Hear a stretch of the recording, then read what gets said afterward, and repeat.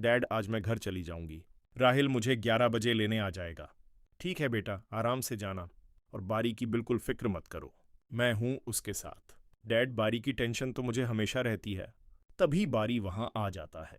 Good morning. Morning बेटा। अच्छा बारी, मैं आज अपने घर वापस जा रही हूँ। बहुत अच्छी बात है। वैसे भी हम तुम्हें काफी परेशान कर चुके हैं। परी, तुम ऐसी बातें क्यों करते हो? मुझे लगता है जैसे मैं आप सबसे दूर हो गई हूं। दूर नहीं हुई हो बेटा, बस जिम्मेदारियां बढ़ गई हैं। अब तुम्हारा अपना घर भी है। हम दोनों एक दूसरे का ख्याल रख लेंगे। तुम बस राहिल और अपने घर पर ध्यान दो। राहिल हमारी हालत समझता है, लेकिन हमें उसकी अच्छाई को हल्के में नहीं लेना चाहिए। थोड़ी देर बाद परी दादी के साथ निकल जाती है। जाते जाते वह बार बार बारी को अपना ख्याल रखने की ताकीद करती है। दादी भी उसे तसल्ली देती है। परी की फिक्र मत करो बेटा, मैं उसे समझा दूंगी। दूसरी तरफ ऑफिस में शायान साहब अपने भाई से बारी की हालत पर बात कर रहे होते हैं। तुमने बारी से अनाया के रिश्ते की बात की? नहीं भाई साहब, अभी वक्त सही नहीं है। वो अब तक उस लड़की को भूल नहीं पाया। जवान उम्र में बच्चे बहुत जज्बाती हो जाते हैं, लेकिन वक्त के साथ सब ठीक हो जाएगा। मुझे बस बारी की हालत देखकर डर लगता है। दिन ब दिन कमजोर होता जा रहा है। अगर उस लड़की ने दोबारा उससे संपर्क किया होता तो बारी यूं टूटा हुआ ना होता। उधर घर में एक और हलचल चल रही होती है।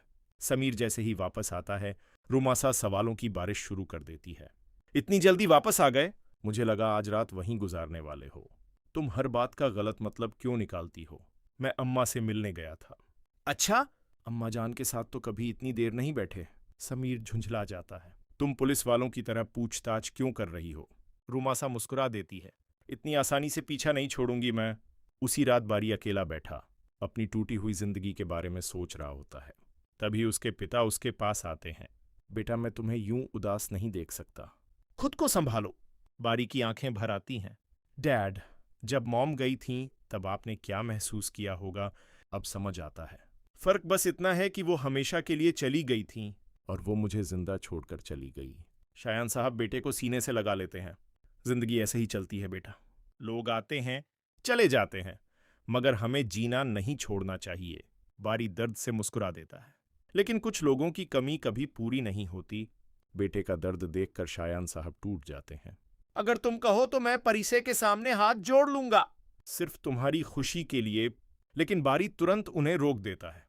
नहीं डैड, मैं इतना कमजोर नहीं हूं। दूसरी तरफ परिचय के घर में उसकी शादी को लेकर तनाव बढ़ता जा रहा होता है। पता नहीं कब तक जिद करेगी ये लड़की।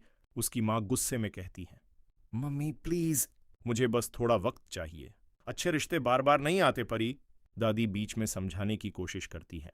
चलो पहले मंगनी कर लेते हैं, शादी बाद में कर देंगे। लेकिन परी की आंखें भर आती हैं। क्या फायदा ऐसे रिश्ते का जिसमें मेरा दिल ही राजी ना हो? दादी गौर से उसे देखती है। सच सच बताओ, कोई और तो पसंद नहीं? परी घबरा जाती है। नहीं दादी, ऐसी कोई बात नहीं। उधर सोहेब अपनी पत्नी का हौसला बढ़ाने की कोशिश कर रहा होता है। थोड़ा आराम भी कर लिया करो। अभी काम शुरू हुआ है और अच्छे ऑर्डर्स आने लगे हैं। मैं इसे रोकना नहीं चाहती। मैं सिर्फ तुम्हारे लिए डरता हूं। तुम्हारी तबीयत का रिस्क नहीं लेना चाहता। वहीं दूसरी तरफ दादी चोरी छिपे परी के फोन से बारी का नंबर निकालकर उसे कॉल कर देती हैं। हेलो बेटा, मैं परी की दादी बोल रही हूँ। बारी की आवाज भर्रा जाती है। दादी, कैसी हैं आप? मैं ठीक हूं बेटा, लेकिन कुछ दिनों से तुम्हारी बहुत फिक्र हो रही थी। बारी की आंखें नम हो जाती हैं। आपकी आवाज सुनकर बहुत अच्छा लगा। किसी दिन मिलने आ जाओ। दादी को भी अपने बच्चों की कमी महसूस होती है। फोन कटने के बाद बारी देर तक सोच में डूबा रहता है। कितनी अजीब बात है, जिनका मुझसे कोई रिश्ता नहीं वो मेरी इतनी फिक्र करते हैं, और जिसे मेरे दिल का हर हाल पता था उसने एक बार पलटकर भी नहीं पूछा। उसकी आंखों में परिशय की यादें घूमने लगती हैं। इसी बीच काशिफ अपनी पढ़ाई को लेकर मायूस बैठा होता है। अगर मैं फिर फेल हो गया तो? वहां मौजूद लड़की उसे हिम्मत देती है। जो लोग गिरकर संभलते हैं ना, आखिर में वही जीतते हैं। लेकिन मम्मा को लगता है मैं किसी काम का नहीं। सबकी बातें छोड़ो, अपनी मेहनत पर भरोसा रखो। तुम्हारी मैथ्स बहुत अच्छी है, मुझे यकीन है तुम जरूर कामयाब होगे। काशिफ पहली बार हल्का सा मुस्कुरा देता है। उधर बारी अपने दिल के दर्द से निकलने की कोशिश कर रहा होता है, लेकिन हर तरफ उसे सिर्फ परिचय की याद दिखाई देती है।